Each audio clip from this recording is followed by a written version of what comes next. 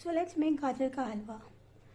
This is grated gajar. So you take the gajar as per what you need. I am not showing you how to peel and grate gajar or carrots because I am assuming if you are here to make Gajar Ka Halwa, then you already know how to peel the carrot and grate it. So this is how I have done. This is a larger quantity, but you can take as much as you want. And now we will go to the next step. So once all of the carrot is grated, now what you do is, so first I prefer to take non-stick. You can take whatever you want, but if you take something which is not non-stick, then you will have to stir it for a longer time. So we take a vessel like this and put it on the gas. Next, I put in lots of ghee. I prefer to use pure ghee because it is for family. You can choose to use whichever ghee you want, but remember that we need to make the halwa in the ghee, so that is why you will need ghee depending on the quantity of the carrot. Here I am going to put some more because I have a lot of carrots, but of course you can always choose to put little and then put more later depending on how you would like it. So I'm going to put about at least 3 big spoons of ghee, and then if I feel like I need more, I may take some more.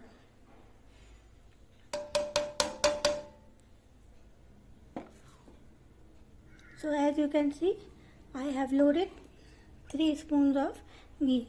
Of course, I have at least 2 kilos gajar here with me, so you can then make the quantity according to how much gajar you have. We let the ghee melt a little, and now that it's melted, we are going to start putting the gajar inside. So we will put all of the gajar in this ghee. And now I have added all of the gajar inside over here, and once we have added all of it, we will stir it up well and keep stirring it till this completely cooks. This is the most time consuming part of the gajar halwa, which is putting it in ghee and keeping on stirring it till it cooks well. Okay, so we will keep on stirring this till it cooks well. As you can see, the gajar is fully coated with the ghee, and we keep stirring it. We are going to cook it open, not close it and cook, but cook it open till this becomes completely soft and about half the quantity that is there right now. So it will melt and shrink to much less. So we will keep on continuously stirring this and allowing it to keep cooking. I do this on fast gas because I stand here and I continuously stir it. If you want to go, then you can leave it on medium or slow gas too. It's completely up to you. So as you can see, we had the whole thing full of the carrots or gajar, and now this is only this much.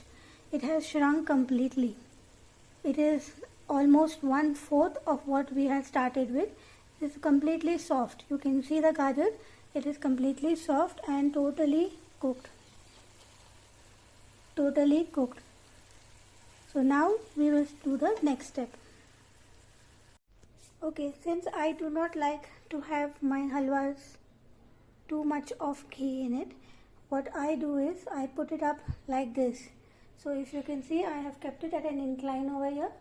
It's at an incline, so that, and I put all the gajar on one side so that all this ghee can drain out on one side, and then I will put the ghee back into the container. It's just colored ghee, but and even if you cook with it, it will still give you the benefit of gajar. So I'm going to take all this ghee and put it back so that our halwa is as dry as possible and with as less ghee as much as possible. So if you can see here, after leaving it for a while and draining all the oil, this has become so dry without any oil, because my family likes oil free, less fat and so on. But of course, if you like with ghee, you can always leave it. So here is all the ghee. We started with almost this much and we are back with almost so much. So most of it is back in, and the gajar or the carrots have cooked also extremely well. Now what we do next is we will add some sugar in this. So here is the halwa and here is the sugar. I'm going to be adding this not with this spoon but with a cup. I will be putting at least 2 cups of sugars, and that is because there will be milk also coming in this, because I prefer to make my halwa with milk. So I will be using this cup.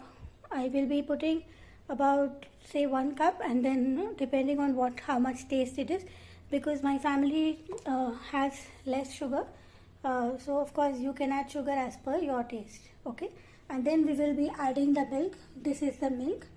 It is 1 liter milk. I have taken cow milk, but of course if you like it, if you like buffalo milk, you can choose to take that. You can mix both of them. It is completely your choice. So here we go. I have not taken a whole cup of milk sugar, but about 3/4 of sugar, and now I'm going to add it to the halwa. We're going to cook this, so don't worry about it melting or being lumps. It's not going to be lumps. I am just spreading it because I'll be adding the milk, so it will be nicely cooked. Okay, so here remember, sugar we add not according to the gajar only, but the milk also, because the milk will tend to make it less sweet too.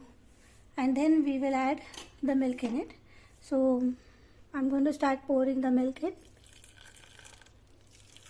and I'm going to pour little milk at a time, and then like earlier we will be cooking it little at a time. So I have poured a little bit of the milk, and now I'm going to start stirring it.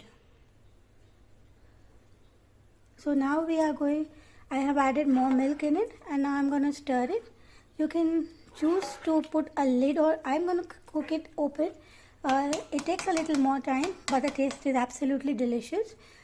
Of course, if you don't have enough time or patience, you can cook both the gajar and this part of it with a lid, but the taste will not be the same. But if you are in a hurry or you don't have time, then I guess it's always okay. So we keep cooking this till the gajar completely cooks and becomes a paste like thing, where it becomes a complete halwa. So we are going to stir it, cook it. Because I have a non-stick pan, I have the option of leaving it for a while and then coming back and stirring it. If you take an aluminium or any other container, then remember you will have to continuously stir it, or it may stick to the bottom and the halwa may get burnt. So we will allow it to cook. I will keep adding milk like I have shown. I have added half of the milk. It's 1 liter milk. I will be cooking it and then adding more little by little, so that it evaporates and it cooks well. As you can see, it is getting cooked, and you can see that the carrot has also almost cooked in it. Here you can see, but at this stage you need to keep stirring it, because since I have put very little ghee, because like I mentioned, my family is a little conscious, so you need to keep stirring it or it will stick. Even if it's not stick, it tends to stick. Okay, but if you have a lot of ghee, then I guess it's okay. But you keep cooking this. I have added the complete 1 liter milk in this, and you keep cooking this till it becomes completely dry, and you will find that the ghee which is there in it will separate out. So here, if you do this, right now it is still not cooking, but then you will find that the ghee has separated out. So we will keep cooking this further till the ghee completely separates out. This is not completely red in color because I have added milk, since it is for the house. If you are making for outside, then you may add water to it, then it will become a red, dark red color.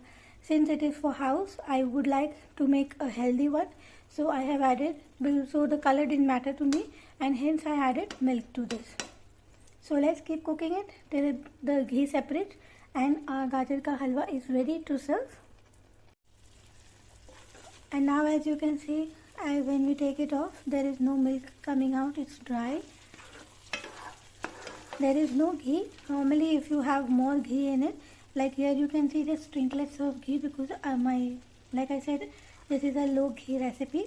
but otherwise you can find ghee coming out. So this is the halwa fully ready. So you see, in 2 kilos of gajar, this is the amount of halwa that you can get, and then you simply plate it and you can garnish it with badam, pista or whatever your heart desires. So with this we end our gajar ka halwa recipe. Thank you for watching.